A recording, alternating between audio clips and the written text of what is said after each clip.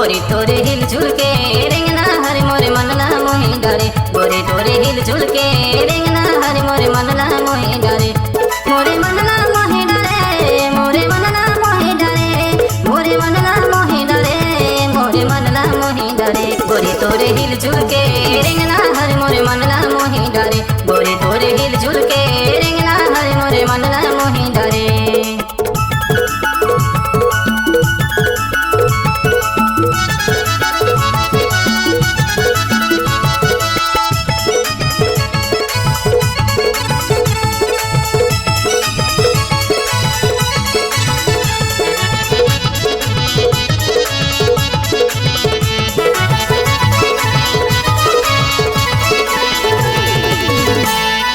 जबले में तोला देखे हो रानी बकना के बजा दे तोरे प्यारे माँ दीवाना होके घूमते लाखों हजार हो तोरे प्यारे माँ दीवाना होके घूमते लाखों हजार हो। जबले में तोला देखे हो रानी बकना के बजा दे तोरे प्यारे माँ दीवाना होके घूमते लाखों हजार हो तोरे प्यारे माँ दीवाना होके घूमते लाखों हजार ते दीवाना बना ले वो बैहा बगला बना लेना ते दीवाना बना ले वो बैहा बगला बना लेना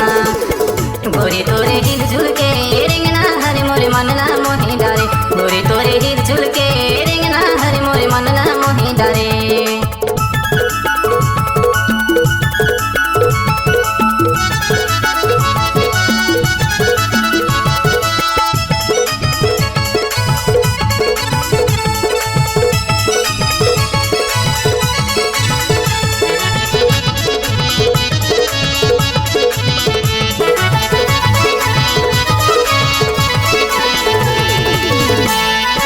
चश्मा पहन के चलत स्टूरी मारत हसी स्टाइल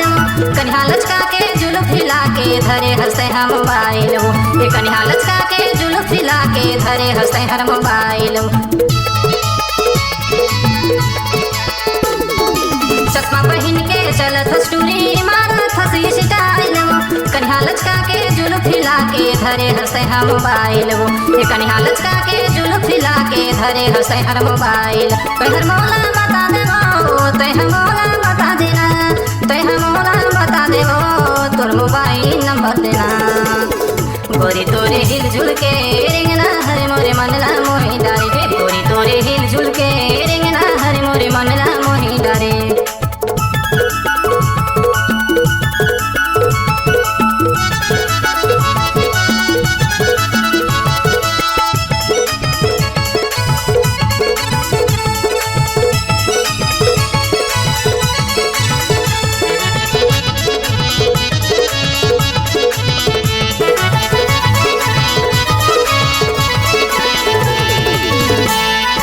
नागेंद्र सोनी नाम है रानी बरहो है मोरे गाँव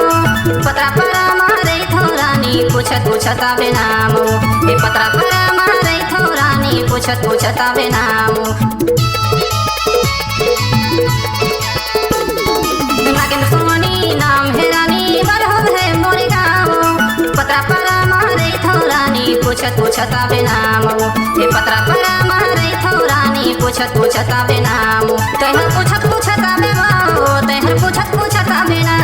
तह पूछत पूछत आवे वो तह पूछत पूछत आवे ना गोरी तोरे